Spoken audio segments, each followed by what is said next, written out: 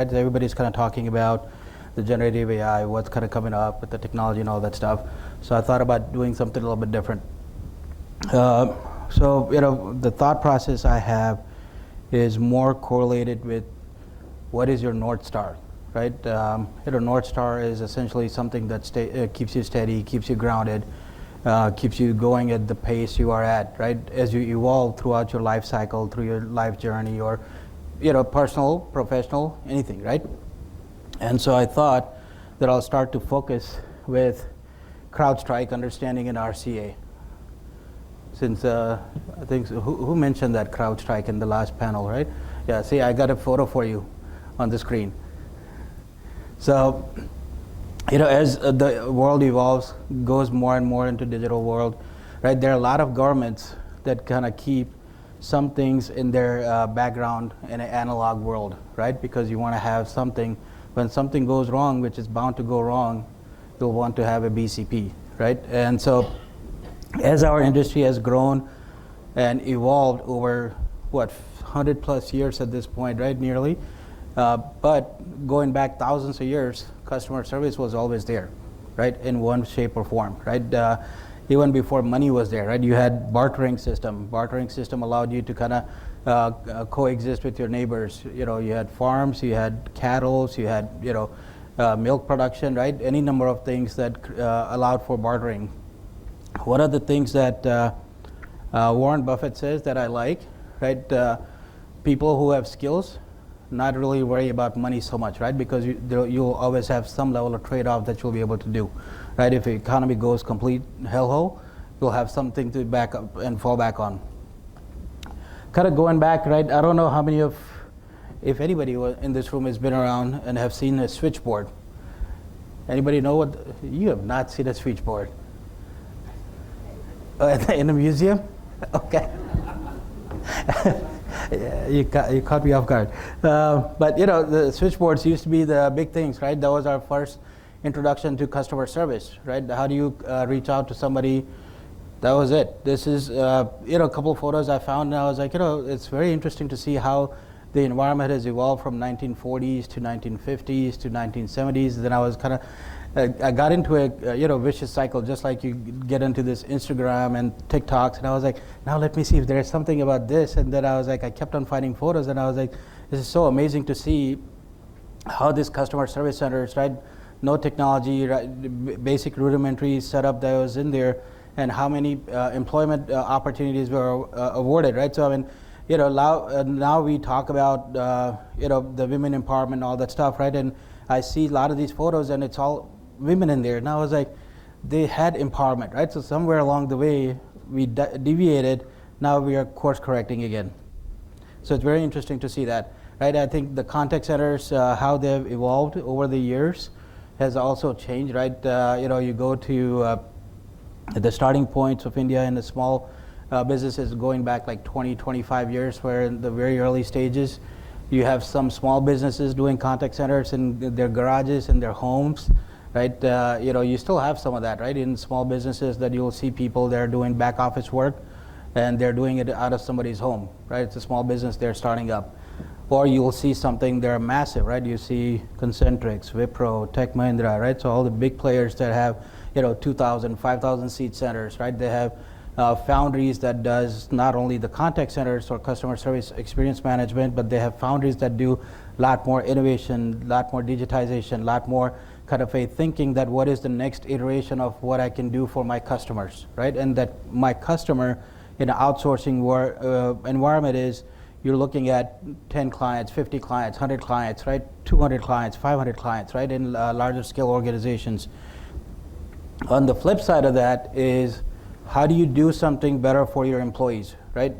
Your core is essentially your people, right? And if you're not taking care of your people, so you see, like back in the days, you had a huge office space, you had nice contact center cubicles. They were like 2.1 meters allocated per person. Right now, over time you've kind of seen that shrink. Now you kind of coming back out of COVID. Now you have hybrid environment, so people are kind of doing things a little bit differently, and you have a little bit bigger space to make sure people are more comfortable coming into this office, right? Providing accommodations.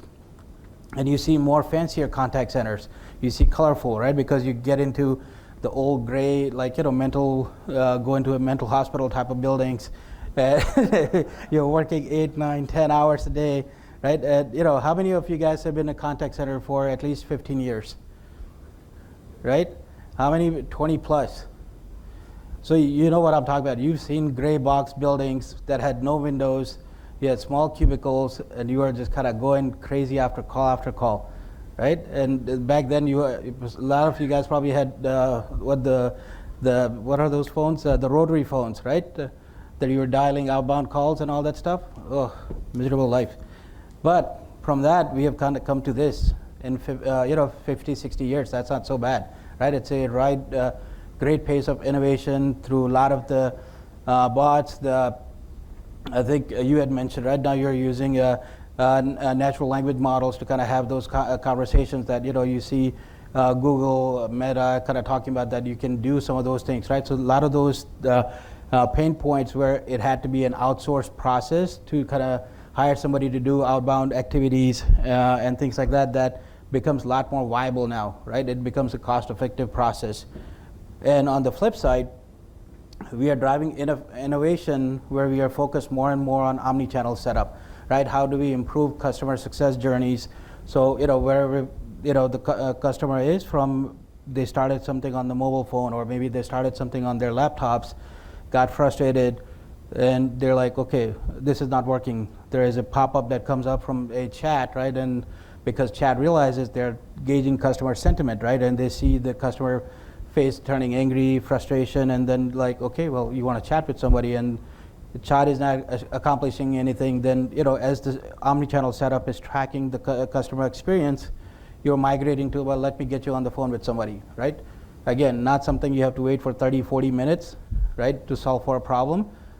System knows, your omni-channel setup knows that where your customer is in their journey to solve a problem, and how do you help them, right? Indigo team is here, right? So, a lot of the big things you see, and somebody else had called it out yesterday, right? So the planes are not different, right? You have Airbus, you have Boeings, Embraers, right? So all those planes will have the same thing.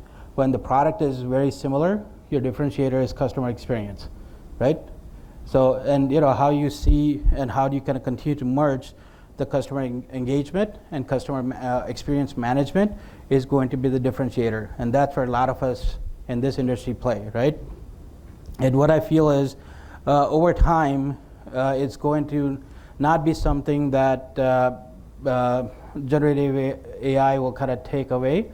There are some things that will go away, just there are monotonous tasks, right? And it's organic, but I think it's more of a intermingled, cohesive environment, right? One of the things that Mohit, I think you had told me several months ago when we had met up somewhere, and there is a organization that's kind of tracking smiles, right? And they're looking at people having chatbots. They're managing 5, 6 different interactions, and that employee, live employee, is kind of managing 5, 6 mini call centers essentially, right? And then when something starts to go sideways, then they're like, okay, let me get somebody else that can help you, right? It's all about customer experience and how seamless we are making. A lot of the AI things or automation things that we talk about, many of things are not new. Even all the Excel nerds there in this room, right? You have done some level of VB coding. You've done some level of macros, right? You've done some level of data aggregation, using databases, right? I've got teams of members that are probably 20 times more nerdy than I am, which is saying something, right? But even the automation, the machine learning, the big data, the deep learning that's kind of coming up, that's the big thing that's getting normalized, right? And all that is getting bridged in with generative AI, right? That's essentially to kind of continue to evolve the environment, evolve the industry, and it is a revolution. It is not something that is going to, change overnight and just take 100,000 jobs, right? It is something that will change at a slow pace. In some industry, it will be a faster pace, right? Now you have, in the US, we see a lot of autonomous taxis, tons of them, all over the place. Try that in India, see how that works out, right? Similarly in Philippines for that matter, right? So you will have some things that will require certain level of strategy, certain level of planning, but what we know is some level of digital journey planning is now at table stakes. It's not something that is unique identifier, right? What we do as a basic WFM practice, planning, scheduling, real-time management, right? Now we know that it's at table stakes. It's not anything that, what is the differentiator you're providing?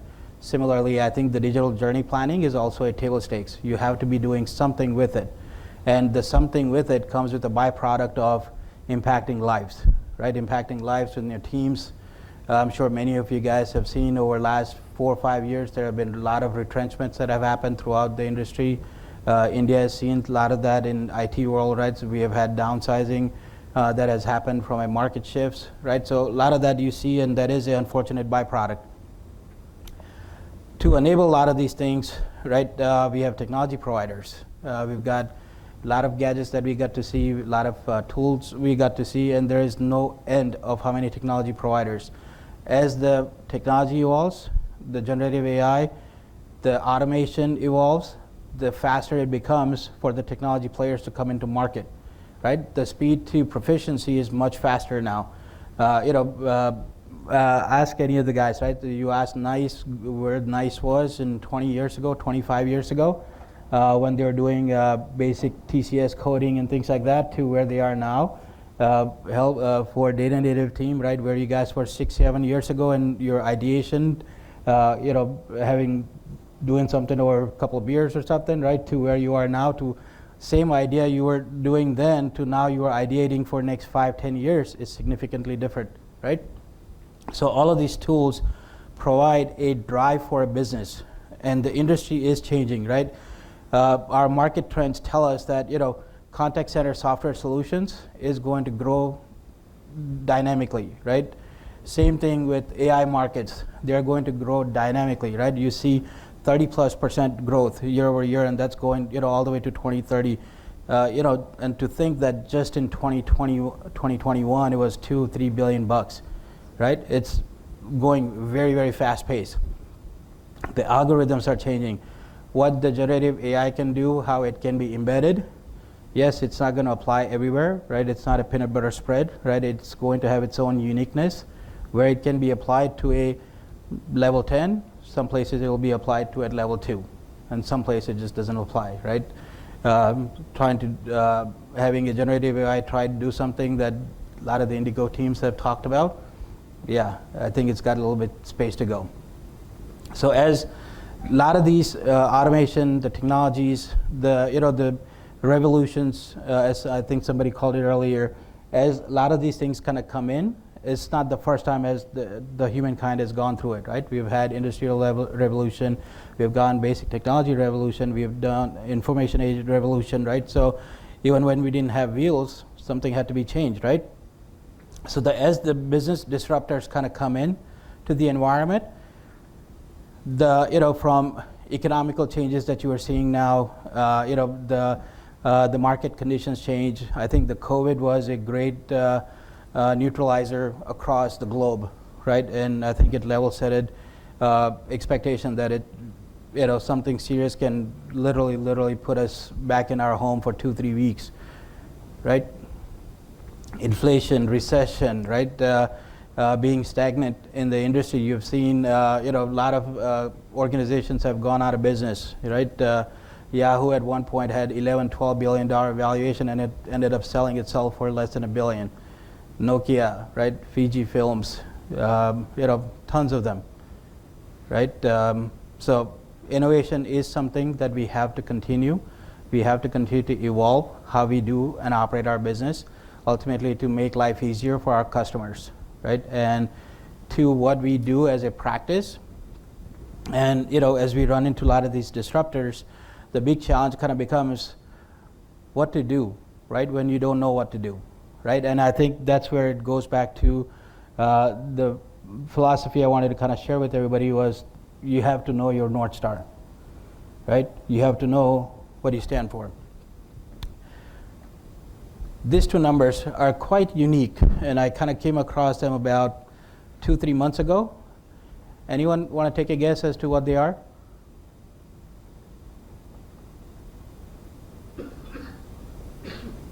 No idea? No guesses? This is the customer experience industry. As it is now, and as it will be in 2029, 2030.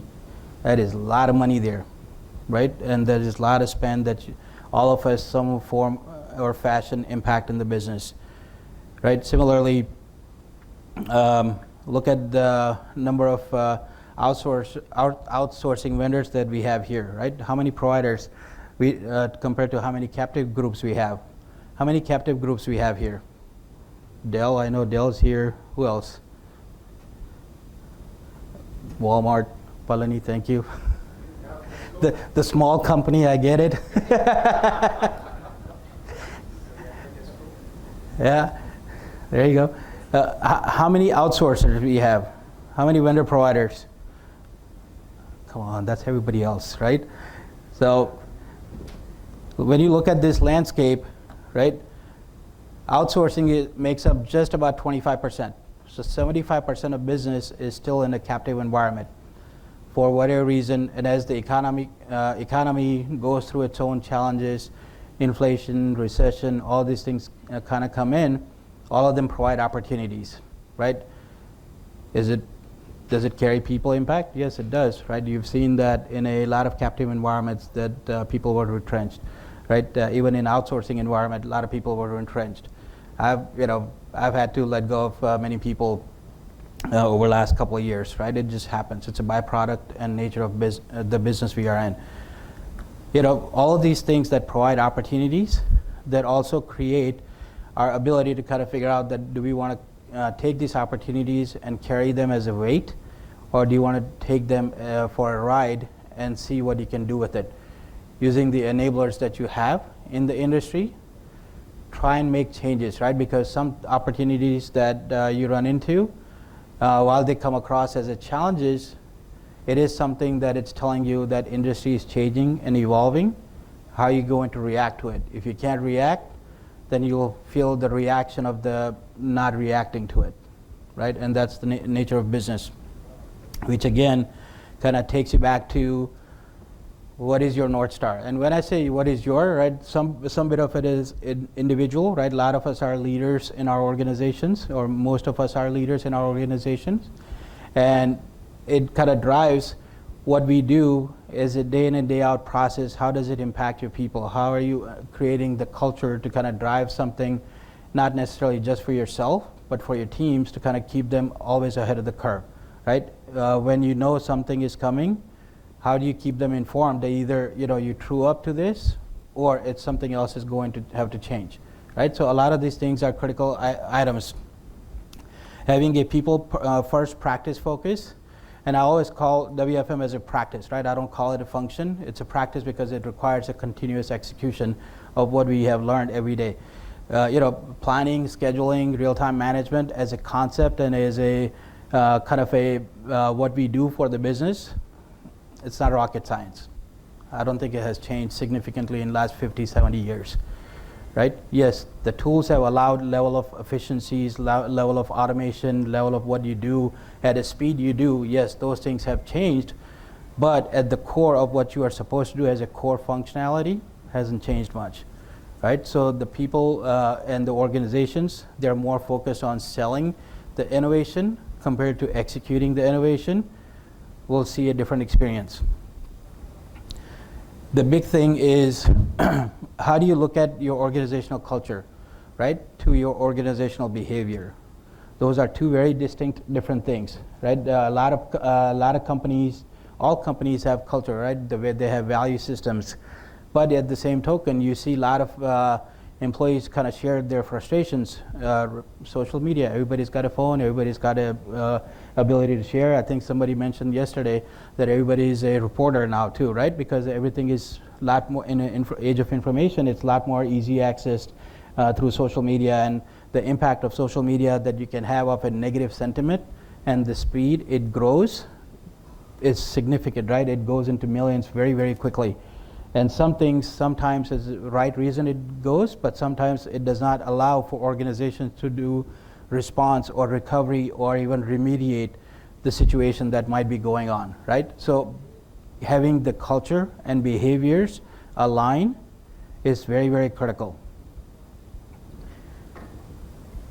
Most of the time, right, so a lot of these things, change fails because one of these combinations are not being signed up for properly, right? And we'll talk about this in my panel discussions that's coming up. And I think ultimately, what is your why, right? You have to know what is your why. Depending on the role you are in, function you are providing, the engagement you are providing within your organization, is critical for you to know your why.